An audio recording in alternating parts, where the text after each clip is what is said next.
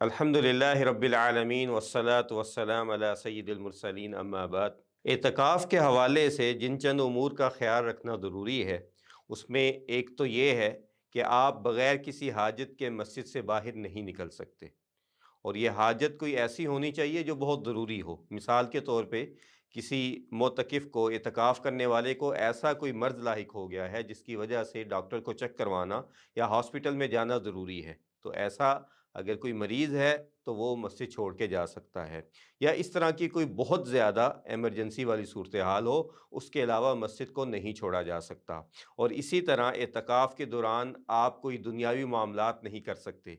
मिसाल के तौर पे आप कोई आपस में बैठ के कोई रिश्ता नहीं तय कर सकते, कोई निकाह तलाक के मामलात नहीं कर सकते। इसी तरह बै और शरा कोई ख़रीदो फ़रोख्त आप मस्जिद में वैसे भी जायज़ नहीं है, और एतकाफ़ के दौरान ख़ुसूसी तौर पे इस चीज़ का ख़्याल रखना चाहिए।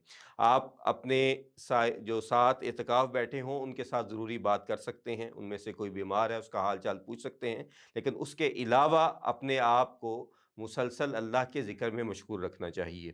उस दौरान जो मोतकिफ़ीन हैं वो आपस में बैठ के गपशप नहीं कर सकते, आपस में कोई कह के और इन चीज़ों से बचना चाहिए और संजीदा रहना चाहिए और मुसलसल अल्लाह के ज़िक्र में मशगूल रहना चाहिए।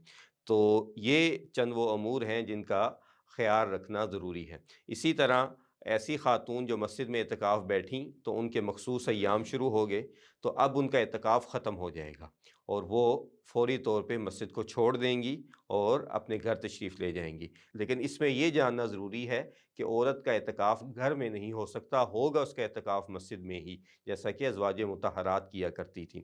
इसी तरह एतकाफ़ के लिए मस्जिद के अंदर जो है वो ख़ैमा नुमा जगह बनाना ये सुन्नत है। अल्लाह के नबी सल्लल्लाहु अलैहि वसल्लम के लिए काम किया जाता था और आपके बाद आपकी अज़वाज मुतहहरात भी ये काम किया करती थीं।